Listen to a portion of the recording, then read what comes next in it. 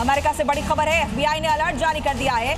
Iran drone हमला कर सकता है। एफबीआई की तरफ से अलर्ट जारी किया गया है। अज्ञात शिप से हमला किया जा सकता है। कैलिफोर्निया में हमला हो सकता है, वेस्ट कोस्ट पर हमला हो सकता है। देखिए, बड़ी खबर इस वक्त की सामने आ रही है इस जंग से जुड़ी हुई। ये बहुत बड़ा दावा है।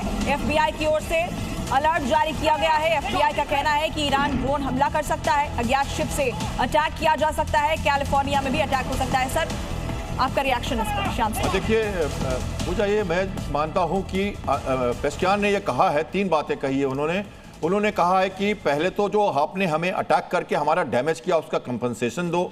दूसरा, उन्होंने कहा है कि हमारी जो मूलभूत हमारे अधिकार हैं उसको मान्यता दो, हम एक स्वतंत्र राष्ट्र हैं, हम पे आपको अटैक करने का कोई अधिकार नहीं। और तीसरा, उन्होंने कहा है फ्यूचरिस्टिक कि आगे कोई अटैक न हो इस तरह का दोबारा, इसकी हमें गारंटी दो। ये 3 तरह की बातें उन्होंने कही हैं जो ट्रंप के लिए उन्होंने कही हैं। पर ये तीनों बातें बिल्कुल मैं मानता हूं इसको एक सतही है, कागजी हैं, और ये एक तरह से मैं ये थ्योरेटिकल बातें मैं मान के चलता हूं। ग्राउंड की जो रियलिटी है उससे इसका कोई ताल्लुकात कहीं नहीं दिखता। यहां एक मिलिट्री की लड़ाई हुई, उसके बाद ऑयल की लड़ाई हुई।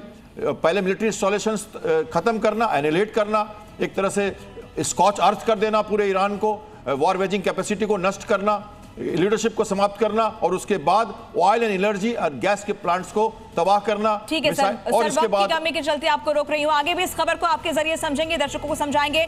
खबरें लगातार जारी हैं, आप देखते रहिए जी न्यूज। ये जो बड़ी खबर सामने आई है, ये भारत के लिए कितनी राहत लेकर आई है? पुष्पक और परिमल भारत के लिए रवाना हो चुके हैं। धन्यवाद। जय हिंद शनो वरुणा। देखिए, जो शिप्स हैं ये हमारे लिए एक डिप्लोमेटिक विन के रूप में मैं इसको मानता हूं।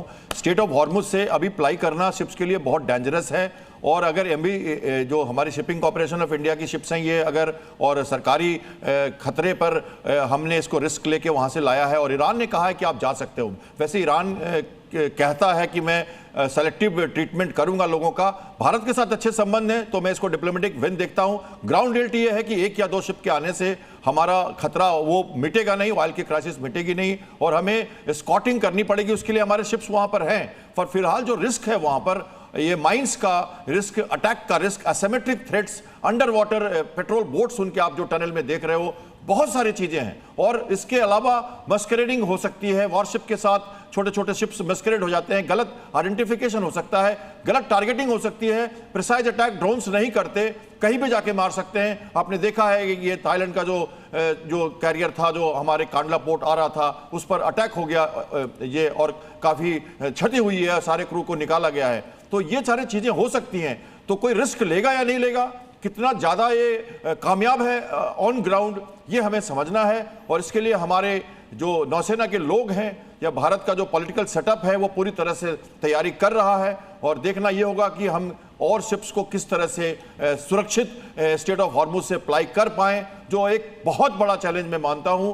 और as a token of appreciation मैं कह सकता हूं ईरान ने ये जो किया है, पर भारत ने अपना रिस्क लिया है और हमारे शिप्स ने अपने रिस्क पर ये स्टेट ऑफ हॉर्मुज को पार किया है। यानी एक बड़ा रिस्क है। इसी बीच देखिए, एक बड़ी खबर सामने आ रही है। हॉर्मुज में ऑयल टैंकर पर निशाना साधा गया। ईरान के ड्रोन हमले में ऑयल शिप पूरी तरीके से तबाह हो चुका है। फारस की खाड़ी में इसे निशाना बनाया गया है। ड्रोन हमले में ऑयल शिप के तबाह होने की तस्वीरें आप देखिए, किस तरीके से ड्रोन अटैक में ये शिप पूरी तरह बर्बाद हो चुका है। ईरान ने ड्रोन अटैक किया, ऑयल शिप तबाह हो गया। टिक्कू सर, आप इस बात से इत्तेफाक रखते हैं कि अगर वहां से भारतीय शिप आ रहे हैं तो उन पर भी खतरा बना हुआ है? देखिए, बिल्कुल ठीक कह रहे हैं निशान जी कि ये एक डिप्लोमेटिक विन है, लेकिन इसका लॉन्ग टर्म इम्पैक्ट क्या होगा वो हमें देखना पड़ेगा। अभी के लिए तो अच्छी बात है कि उन्होंने हमारे 2 शिप्स को जाने दिया, और हम ये भी कह सकते हैं कि ईरान के लोग कौन है जो इंटरनेशनल वाटरवे से शिप्स को जाने की इजाज़त देते हैं। लेकिन जिस प्रकार का युद्ध वहाँ छिड़ा हुआ है और जो देश उसको स्टेट ऑफ हॉर्मुज को डोमिनेट कर रहा है मिलिटरली, तो नेचुरली उनके हाथ में ताकत है।